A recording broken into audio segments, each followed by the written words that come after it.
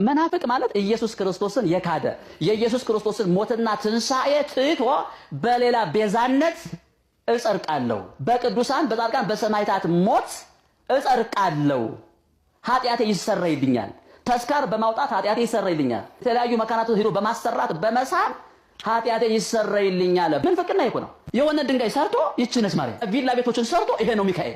የጳውሎስ አንገት መቆረጥ ለኃጢአትህ ማስተስሪያ ይሆናል። ሰላም ኦርቶዶክስ አይነት አላችሁ። ይሄ መናፍቅ ከሃዲ ያለውን ሰምታችኋል። ወደ ሐሳቡ መለስበታለሁ። መጽሐፍ ቅዱሳዊ ማስረጃ ሰጠዋለሁኝ።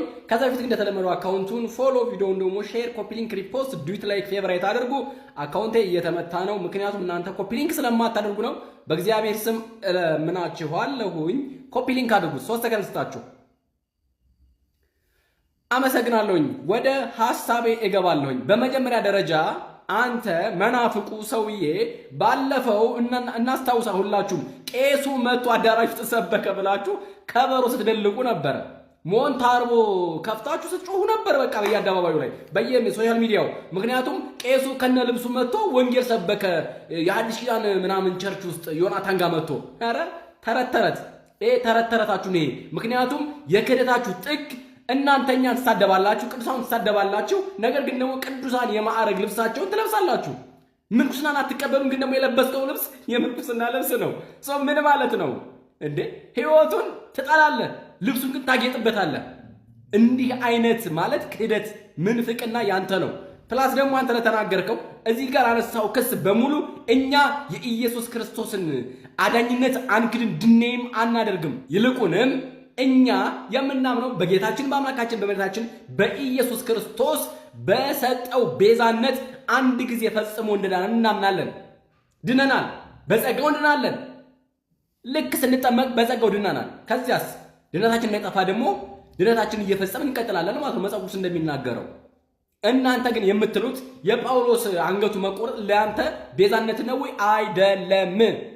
4 ነጥብ። ውሸት። ይሄ የሐሰት ክስ ነው። ይሄ ድንጋይ ሰርታችሁ ማርያም ትላላችሁ፣ ቪላ ቤት ሰርታችሁ ማርያም በጭራሽ እኛ ቪላ ቤት ሰርተን ማርያም አንልም። እንደናንተ ኦና አዳራሽ እኛ እንደዚህ አይነት ስርዓት አምልኮም አንፈጽምም።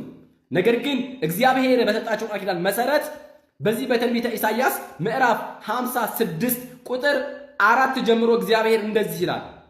እግዚአብሔር ሰንበቴን ስለሚጠብቁ ደስ የሚያሰኘኝንም ነገር ስለሚመርጡ ቃል ኪዳኔንም ስለሚይዙ ጃንደረቦቼ እንዲህ ይላልና በቤቴና በቅጥሬ ውስጥ ከወንዶችና ከሴቶች ልጆች ይልቅ የሚበልጥ መታሰቢያ ስም እሰጣችኋለሁኝ፣ የማይጠፋ የዘላለም ስም ይላል።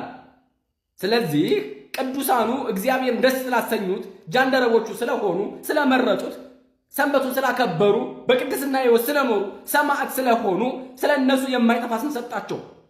ይሄ ስም ደግሞ ቤተክርስቲያን እናንጽላቸዋለን፣ በስማቸው ጽላት ይቀረጽላቸዋል። አልፋ ወኦሜጋ የቅዱሳን መታሰቢያ ጽላት ይቀረጻል። ከዛ ውጪ የክርስቶስን ስጋና ደም በልተን ቤዛነትና ዘላለማዊ ድነት እናገኛለን። እኛ ተስካር ስናደርግ ግን የቅዱሳን አማላጅነት የቅዱሳናቸው ቃል ኪዳን እንዲያድርብን እንጂ እንዲያድኑን አይደለም። የሚያድን ኢየሱስ ክርስቶስ ብቻ ነው። በአማላጅነታቸው ከኛ የበረቱ ስለሆኑ ስለሚያውቁ ተጋድሎውን የኖሩበትን ሕይወት ስላለፉት በዛ ነገር እንዲያግዙ እንዲረዱን ደግሞ ምልጃ ወደ እነሱ እንልካለን። ይሄ ደግሞ መጽሐፍ ቅዱሳዊ ነው። አንተ ለ30 ሰው አደርስ ሰብስበህ ትማልድ አይደል እንዴ? ወደ እግዚአብሔር ትጸልይ አይደል እንዴ? ፈወስኩ ስለ አይደል እንዴ? የውሸት የአጋንንት ትምህርት እያስተማርክ ያው መጽሐፍ ቅዱሳዊ በመስቀሉ የማታምን እግዚአብሔርን የካድክ ኃይሉን የካድክ ያምልኮ መልክ ግን ያለ ኃይሉን ግን የካድክ እዛ ውስጥ ገብተህ የውሸት ትምህርት ታስተምራለህ።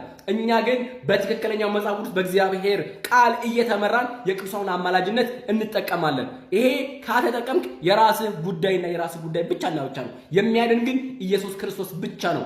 የሚያድንም የሚገርልም እሱ እንጂ ቅዱሳን የሚያድኑን በጸጋ ነው። ቅዱሳን አማላጅነታቸው ለኛ የሚጠቅመን እንጂ ድህነት አይደለም። የነሱ ደም ለኛ ምናችንም አይደለም። የክርስቶስ ደም ብቻ ነው።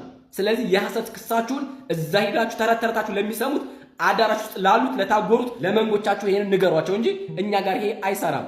በመረጃና ማስረጃ ነው የምንሄደው። እንቀጥላለን። እያየን ደግሞ እናንተን ማዋረዱን እንቀጥላለን። ኦርቶዶክሳውያን በድጋሚ አካውንቱን ፎሎ፣ ቪዲዮውን ደግሞ ሼር፣ ኮፒ ሊንክ፣ ሪፖስት ዱት አድርጉት። በሌላ ሰመጣለሁኝ። ሰላም ያላችሁበት